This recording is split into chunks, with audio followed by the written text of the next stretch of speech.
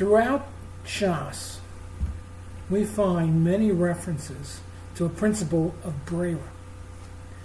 Those that agree with the principle say Yesh Braira, and those that don't admit to this principle are of the view that say Ein Braira. We bring a few of the standard cases of Braira. Halakeach Yayin. One had bought wine from the Kusim on Erev Shabbos and has no time left to be Mafresh Truma Meiser. And this entails removing measures and setting it aside, and measuring it. The Kusim were Gerim that settled in the areas that the Aseret Shvatim used to live. They did some kind of Geras. Their Geras is questionable. Rashi does say the Geras is the Geri Emes, and Taisus disagrees. But in either case, they accepted enough of the mitzvahs that they're not, or at least during the time of the Gemara, the time of the Mishnah, they accepted enough of the mitzvahs that they were considered not their wine wasn't Yayin Nesach, Yayin Nakum. So therefore, you could drink their wine, but the problem is that they were not Zahir. They were not always going to give off and separate the Truma Meiser. So here you bought wine and it's Erev Shabbos and there's no time left. So what do? Right? So he can, if you hold Yesh Braira, you can quickly declare 2 lug that I will set aside after Shabbos should be Truma, then 10 lugim that I will set aside next, again, Motzei Shabbos will be Meiser. 9 lugim that I shall then set aside after the Meiser Rishon shall become Meiser Sheni, and he immediately is allowed to use any of the wine, and he has to do the measuring and the separating and the removing of the Truma Meiser after Shabbos. I'm not being exactly accurate about the 2 lugin. They're a little bit off. Actually, it turns out to be 19%. 2% is truma. Then of what's left, 10%. So it's not a full. It's not any 10 lugim anymore. Okay. Now he can he can drink the wine on Shabbos, even though he hasn't yet set aside truma and meiser. And now the question is, why isn't the wine still tevel? The answer is that by the principle of Braira, the chalais truma and meiser have been activated, and at the start of Shabbos, before Shabbos, but the wine will be selected later. The percent of the wine that needs to become truma and meiser will be selected later. At which point we say that Lamafreya retroactively the wine selected was shown to be truma and meiser. One case. Second case is in Bo Chacham LaMizrach.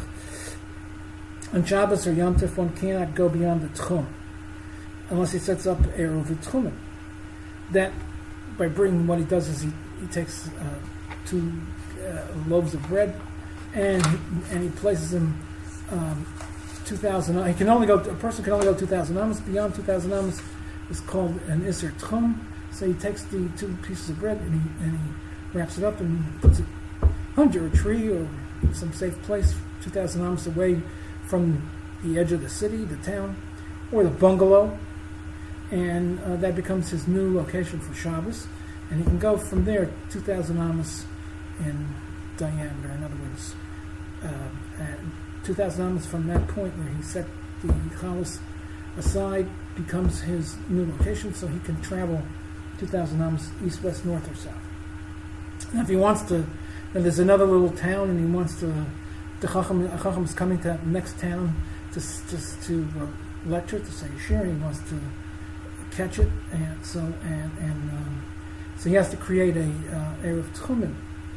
And the problem is he doesn't know exactly where the Chum will come in that little next town. Right? If the Chum is on the west side of town, and he sets his Erev to be on the east side of his town, there's 2,000 amos separating the 2 towns or the 2 bungalows. His new radius of movement will not reach the location desired. And one cannot have two tchumim simultaneously. You can't set up two. And it can't be designated on Shabbos. So before Shabbos, he then sets up two Reuven and makes them contingent, saying, if the Chacham will come to the west, then let my Erev on the west be my true Erev Tchumim. But if he comes to the east, let my Erev, then I'm leaving at the east side, be my Erev. At that point, a Chalosh Shvisa takes place already before Shabbos, just that he must wait till the arrival of the Chacham to have the knowledge of the arrival of the Chacham, to have a particular location designated because of the principle of Braira. And now, the principle of Braira allows this because the selection later works retroactively. Next case, these cases will be elaborated upon. Soif Tumah Lotzis. A corpse radiates Tumah inside an oil, so that Tumah spreads throughout the area and is matama everything under the same roof. It comes to a stop at the doorways and windows because the doorways and windows are not located underneath the roof. Now, the doorways and windows have a thickness, and it comes to a stop at the face of the doorway and at the face of the window. If the window is recessed, then whatever in the recess, whatever you can put on the ledge, is not going to become tameh because of the mess. Because the walls terminate at the ceiling and the roof breaks off at the junction of the wall. However, any keli located within the recess of the passages, within the thickness of the windows, can still become tameh, even if they're not technically in the oil, because if the mess will be removed through a passageway or a particular window, tumah spreads into that recess even before the corpse is actually removed. Though this is the rule of Soif Tumah Lotzes. Tumah, meaning the mess, will ultimately exit through there. What if there's more than one passage? Then only the kalim within the open one contract tumah. In other words, the one that finally that is opened and the others are shut. So we know that this is the one that the mess is going to pass through. What if all are closed and nothing's open yet? All the windows are shut, all the doors are shut. So we don't know which one is going to be. So all the passageways are tameh. The windows, the recesses of the windows, and the recess of the doorway, passageway. What if one is later opened? Then tumah only spreads into the first passageway to be opened. And all the other passageways shown to have been tahor. The mafreya, they become Torah.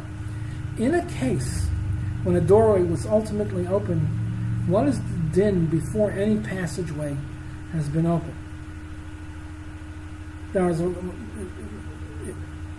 It was all closed, all the passageways, all the windows were closed, and you finally opened up a passageway. There's a difference there's a difference.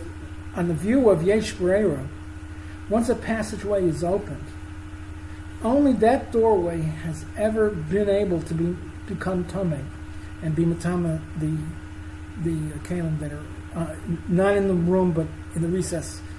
For it has become clear that the exit for the mace is the one ultimately opened, and all the others have been shown not to be the exit route of the corpse. So that L'mafreya retroactively, no keli located in any other passageway out which is not in the oil, none is makabel tumah from the oil, being it's not in the oil, and being that now we find that the tumah is not going to go through that exit. But according to those that maintain ein Braira, then immediately after the death, all the passageways potentially might become the route of exit, and opening one only repairs the situation from that point going forward. But from then on, but all the kalim located within all the closed passageways retain the tumah contracted at the point of death. If the mace is so, because we don't go retroactively. What if the mess is never removed? It's like a tomb. It becomes it's like the nuclear reactor in Chernobyl. Now there's a whole bunch of dead people there. If they're going, then at the time of oil. But let's say they didn't. Then the structure was sealed over there. Then all agree that every passageway remains tameh. Taisus Braira and Daf Yud. The Ramaskal by Shammai Omer. Next case, last case. A get, in order to be kosher, must be written lishma for the sake of the isha that is going to be megureshes. It must be dedicated to the woman for its being used to divorce.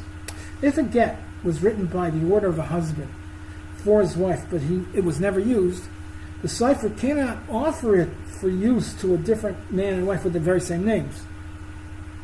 It's not lishma. It wasn't written lishma. In the case where one has two wives, and they both have the same name, and on the view of those that hold of the principle of Braira, they hold yesh Braira, the husband could order the cipher to write this get for the first one of my wives to exit the doorway. It's not, we're not talking about whether it's right to do this, but it's technically, it would be considered lishma according to the man yesh Braira.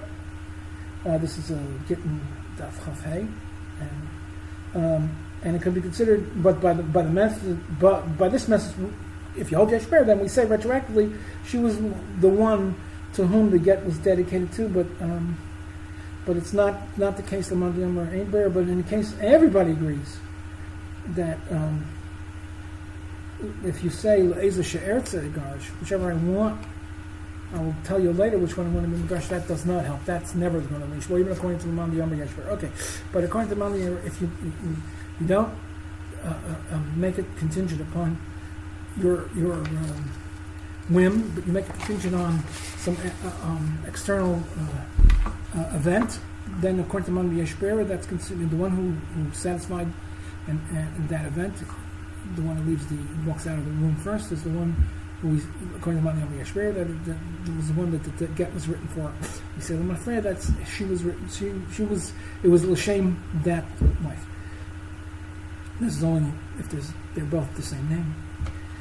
It would seem that the issue in Braira is whether a later selection or a later clarification can be made to take place retroactively. On the view of Ein Braira, it cannot. The proponents of yesh Braira hold that the ultimate designation helps retroactively. This seems not to be the understanding of Taisus Haler. In the case where a substance of Isser was lost within an aggregate of Heter, we apply the din of Bittul B'Rayv. Pot of flesh soup, and a drop of milk falls into it. And we say it's not a problem. We say that the milk is bottled to the raiv of the soup, midrabanan, or at least we always need 60 times as much of one as the others in order to be able to say bittul. So that everything is mutter. You don't have to take or drop out and say, okay, now you can eat the whole thing.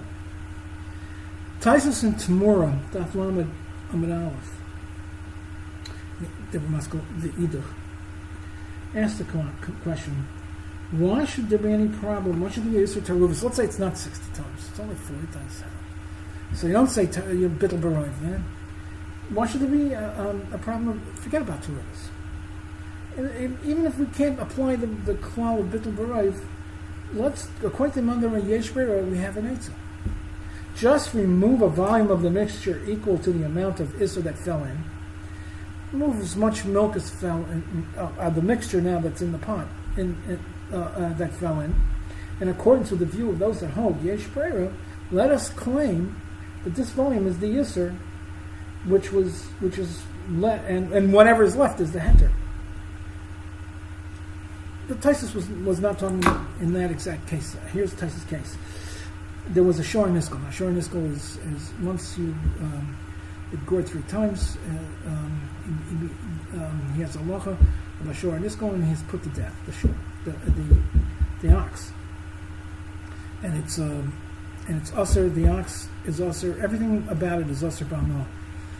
You can't use the carcass. You can't use the veil. You can't use the hide. It's now Isuri Hanoah. Once it's Bezdin has decided that this is the 3rd time that it's gored and killed. Okay. What happens if it made its way, this shore Nisko before we could catch him, he made its way into a herd of oxen and we lost track of it? The rule of bittul b'roiv cannot be applied because the rule of bittul b'roiv only works with substances that are not individualized. But here you have an individual creature. You have a Braira b'fnei atzma. We never say bittul b'roiv on a Braira b'fnei atzma. Hence, the entire herd is now also. You can't. If you have a whole stock of oxen, all of them become suri hana. You can't check them. You can't do nothing. You lost it. Tosfos suggests that we remove one. This is his kasha, and then claim that we've selected the shor hanisko, the bad one, by the view of yesh Braira, and it says that this is the one, leaving the remainder of the herd mutter. Tosfos answers that yesh Braira cannot apply where the object has already been determined and then lost. Only in a case where a designation has not as yet been made is it proper to apply the principle of Braira. And the animal was clearly showing Isko already.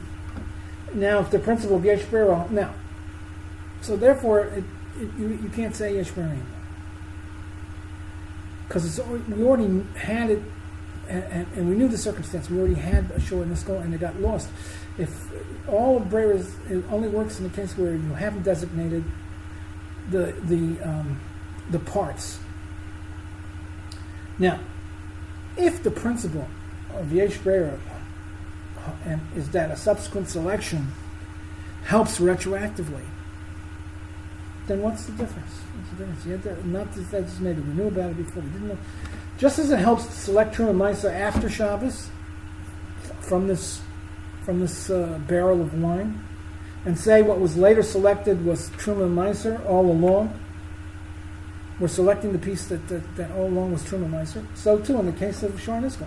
And when the Chacham holds his lecture on the west side of the next town, then his Erev to the west turns out to be the Erev.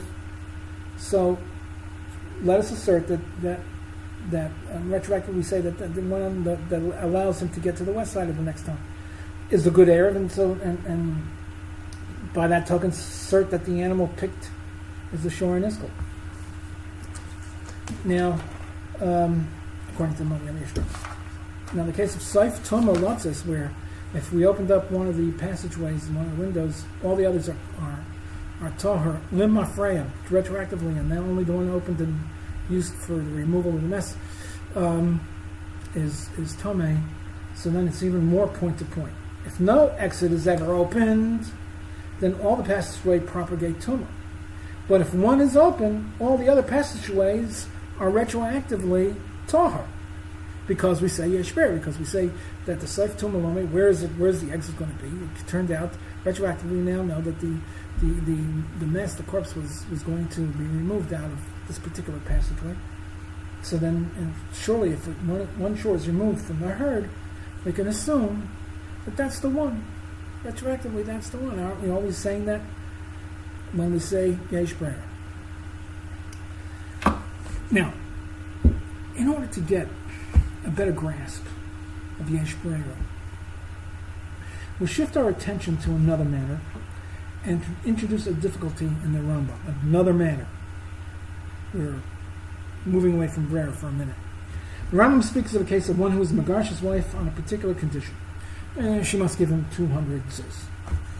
If he were to use the phrase "Mei Achshav," I'm going to Megarsh you, and you're going to be Megarshus Mei Achshav when you, as long as you will give me that amount of money later.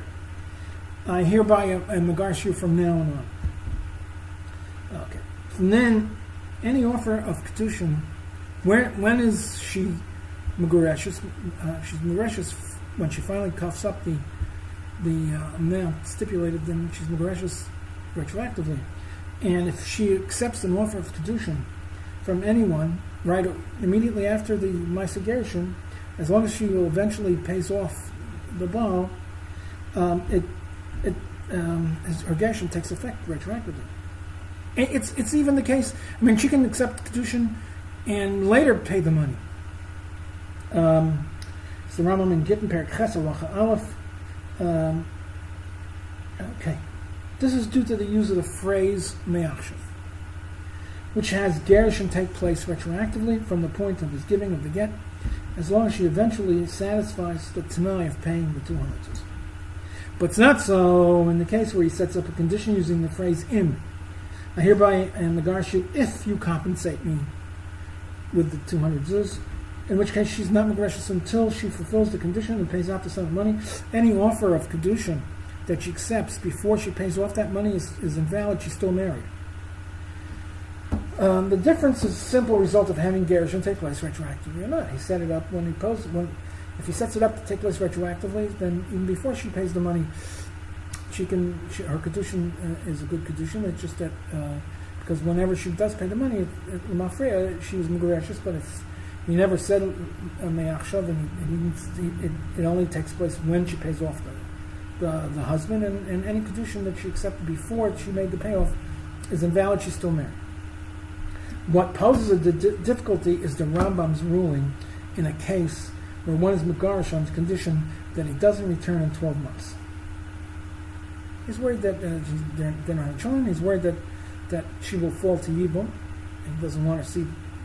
He wants to protect her from that. And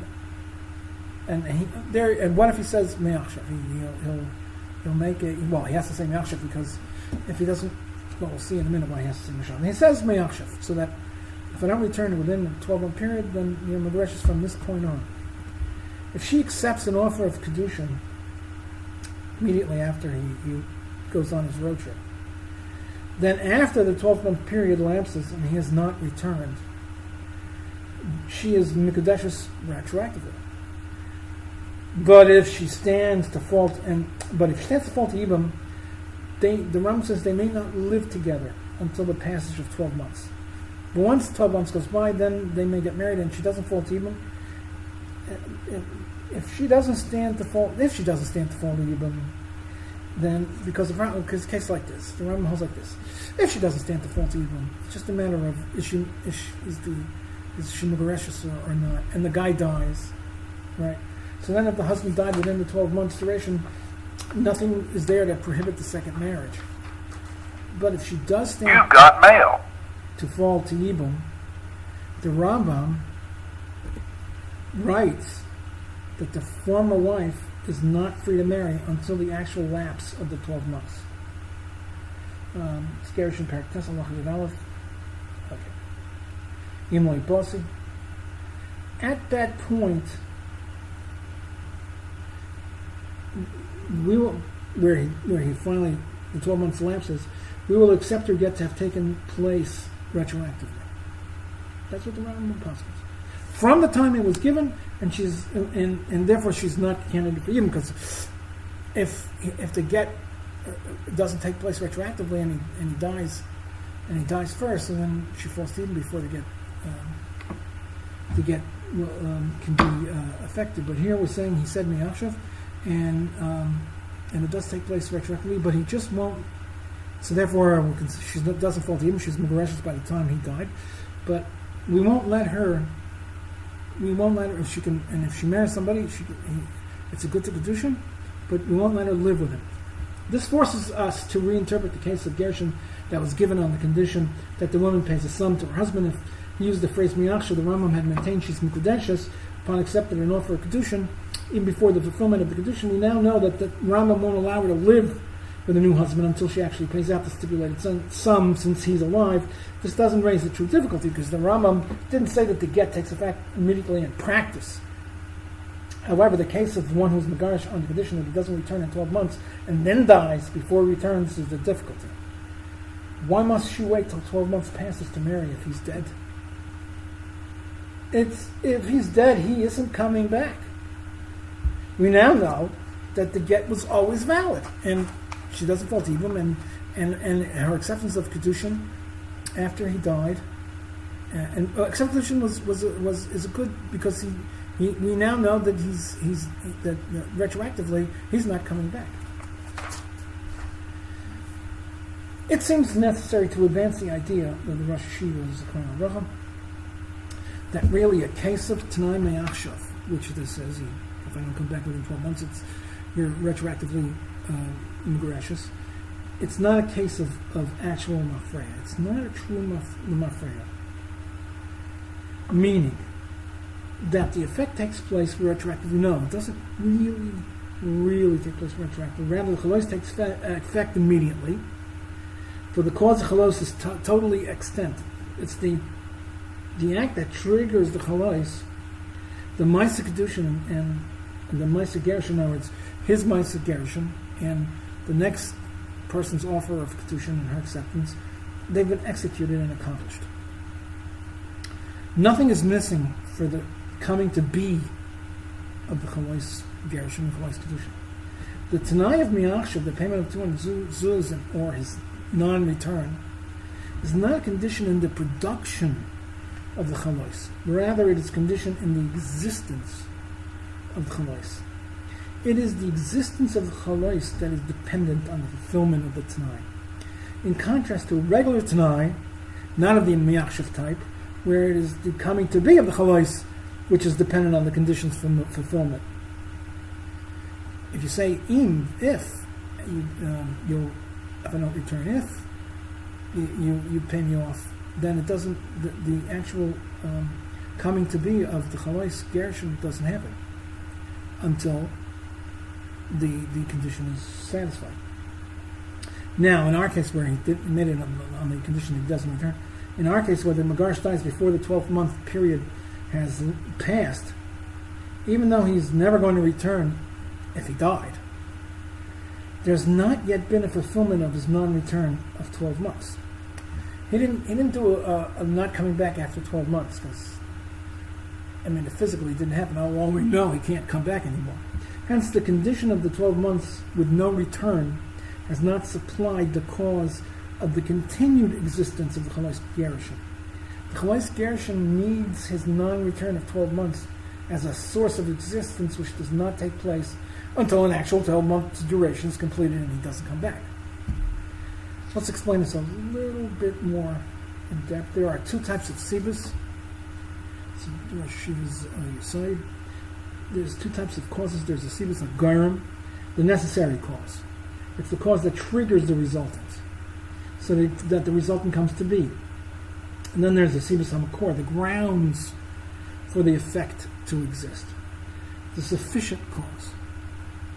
In a simple case, when something comes to be, it continues to exist because once it has come to be, it has all it needs to continue to be.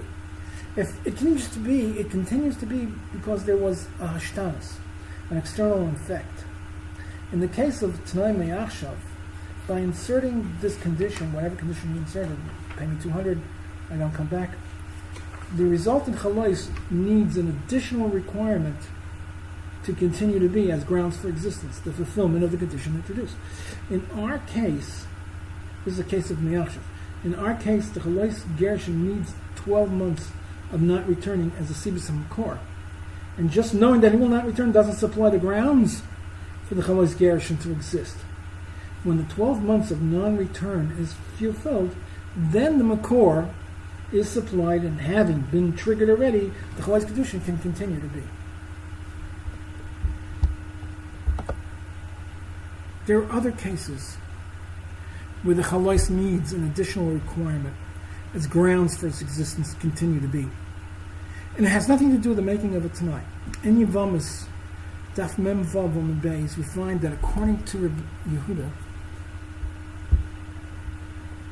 one becomes a ger either by milah or tefillah. It is not necessary to do both. A brisa that states that we are taivel a ger on Shabbos follows the view of Rabbi Yehuda. For his conversion was already activated before when he was mal.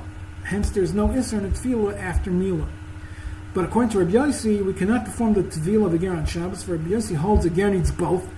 Hence, since he didn't have tefillah yet, he only had milah, tefillah would be considered tikkun gaver, which is also on Shabbos. Now the question arises, if Rabbi Yehuda holds that the convert becomes a ger with milah alone, what's the need what's the need for a tefillah on Shabbos or any other day? He says that meal is enough alone. This is in Ivamis, in Memvav Amud Beis. The need for tefillah the answer is the need for tefillah is an additional requirement for the Chalais Geras to continue to be. In other words, everybody is of the opinion that a ger must undergo both tefillah and milah. Just that the machlekes Rabbi Yehuda and Rabbi Yossi is what activates the Chalais Geras on the convert. According to Rabbi Yehuda, one alone will activate the Chalais Geras, and he will become a Yisrael with milah alone. But everybody holds that you have to have both of them, so there's a need for tefillah as an additional requirement for the Chalais Geras to continue to be. Hence, it is permissible to do it on Shabbos, and it's not Tikkun Gavra, since the Chalais of Geras already took place. But according to Rabbi Yossi, since you need both for the activation, so that would be considered Tikkun Gavra, so you can't do it on Shabbos.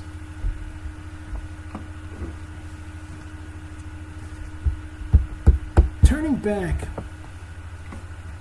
to the matter of Braira, we can now utilize our concept of the two sibos to explain the principle of Braira, and we suggest, or she suggests, that in the view of Man Yamar that holds Yesh Braira, selection that is to be made later is needed exclusively to supply the grounds for the Chalais, since Chalais has already been triggered at the very start. In other words, the making of the declaration of Truma and Meiser before Shabbos is the Sibus HaGoyrim for Truma and Meiser. And the actual selection is the Sibus Makor for Truma and Meiser. The Mandamar Yesh Braira doesn't maintain the actual wine that was selected to be Truma and Meiser on Motzei Shabbos was already there thoroughly and outrightly on Erev Shabbos. But rather it was effectuated on Erev Shabbos. It was caused to be, was activated on Erev Shabbos, and later, at the point of selection, the Motzei Shabbos is thereupon gains its source for existence, at which point it has sufficient grounds so it, to thoroughly and outrightly exist.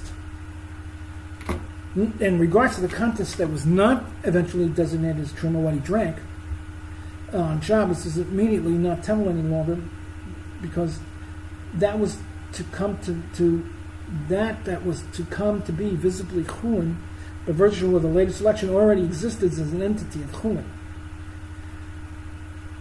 According to Mandamar Yesh Braira, the substance at the very beginning, and it was a Chulin substance even at the very beginning, even before any selection.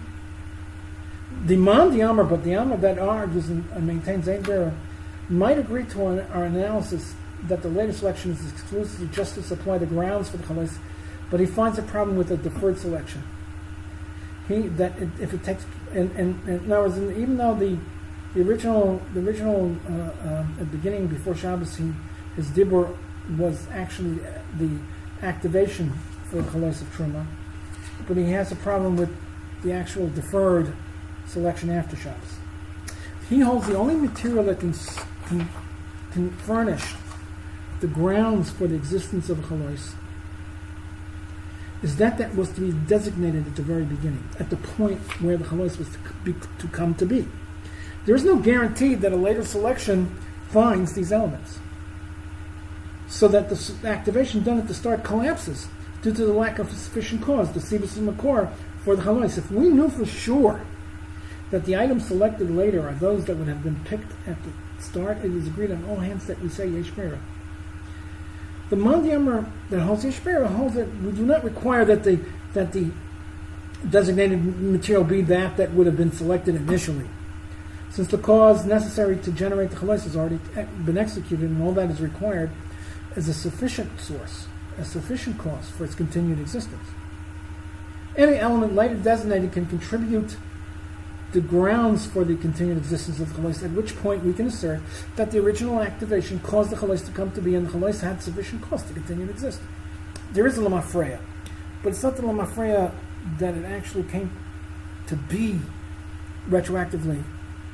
And what happens is we say that there was enough, a later designation is enough to supply us with a sufficient cause to continue to be. The actual designation and the actual activation was done at the very start. Taisus now and Tamura it totally makes sense, because no party holds that a later selection will find those items that were there at the very beginning. The Mandiyamar Yeshber simply holds that a later selection fills the bill and furnishes a makor for the continuing existence of the cholos, even though the item chosen later might not have been that would have been chosen initially.